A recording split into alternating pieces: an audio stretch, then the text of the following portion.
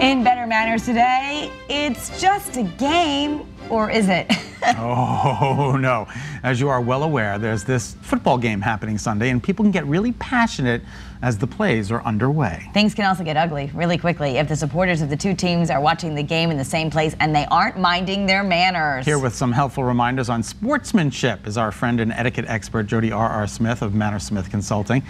I think there's a good-hearted rivalry that can take place, but yet it can go too far. Yes, sometimes people get a little too wrapped up. Yes. In the team spirit, and the idea here is if you're going to be in a place where there's supporters of both teams, even if the majority are supporting one team and there's only one person who's a contrarian and supporting the other team, you still all need to be friends at the end of the game. Right. So there are things that you might say or do during the heat of the actual gameplay that you need to watch. You have to keep it on the fun friendship level.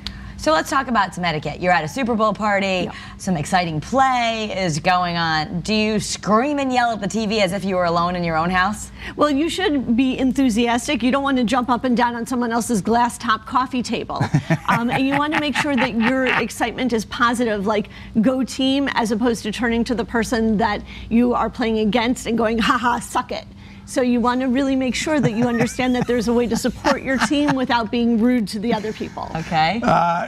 We have to know where to kind of draw the line. Yes. Yes, and there's certain things, like if we're just having a conversation about our team, I'm not going to be jumping up and down. But when we're watching the game, I can be a little bit more enthusiastic. I just want to make sure, especially, and be mindful if it's not my house, that if I'm holding an adult beverage and the team that I'm rooting for scores, that I don't throw the drink across the room, that I don't knock things over, that I don't accidentally elbow the person next to me. You need to be aware of your surroundings and your behavior during the game. Okay. And so the other thing is there might be small children around, especially if people are having parties for the big game. Yes. You want to be aware of that so you're not that guest that the host is like, I can't believe that they just said that, and there's a 5-year-old over there. You want to watch the salty language, of course, especially around children, but you also have to remember that kids are watching not necessarily the game, they're watching the adults interacting with each other. And kids, even as young as 3 or 4, can tell the difference between a friendly ribbing and somebody saying something that's mean or hurtful.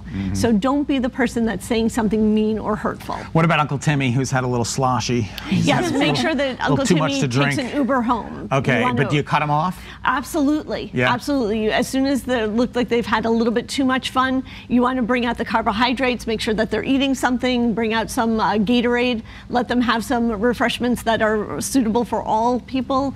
And then if they starts falling asleep on the rug, or if he's getting a little bit too pushy, shovey, touchy-feely, that's the time to call the lift service and have them taken home. It's also an opportunity, perhaps, if you're dealing with someone who has a little bit of a sense of humor, to have some fun. You know, there's things online. If you bring a hostess gift, they have toilet paper from the other team. They've got cute things. I mean, you can have a little fun if you are rooting for the other team with the host. Absolutely, but you want to stay away from anything that's mean-spirited. And most people can tell the difference between some good-natured ribbing and something that's mean-spirited. So stay on the positive, not just for the friendship, but also in case there are any kids around. Do I bring a hostess gift? Do I bring? Absolutely.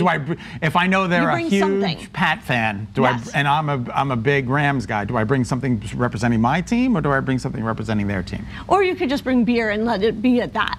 Okay. So it depends on the relationship. But food is always a big part of those parties, and you don't want to show up. I assume the rules are the same. Don't show up empty-handed. Right, and so you can call the host or hostess ahead of time and say, I'd like to bring my three bean dip. Is that okay? And either they'll say yes or no, and if they say no, ask what you can bring, or bring something else. Bring chocolates, bring the toilet paper with the team logo on it, whatever it is, just don't show up empty-handed. Even if they say don't bring anything. Yes, always bring something. Always bring something. And at the end of it, again, Jodi, it's a game. Yes. It's a game. We're gonna, in a week from now, 2 weeks from now, it's going to be in the rearview mirror, and we're all going to keep going. Well, and hopefully we're still friends. Yeah, exactly. At the end. Right. And that's that's the goal. That's the most. I like that. That's the end goal, the end zone. Yeah. Something football-y.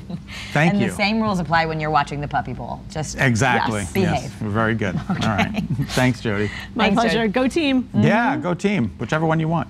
To learn more about Jodi and to check out some of her wisdom on bringing your best manners to all different situations, you can head to Mannersmith.com. You're also going to find some helpful resources like etiquette seminars and thank you note outlines, which I can always use.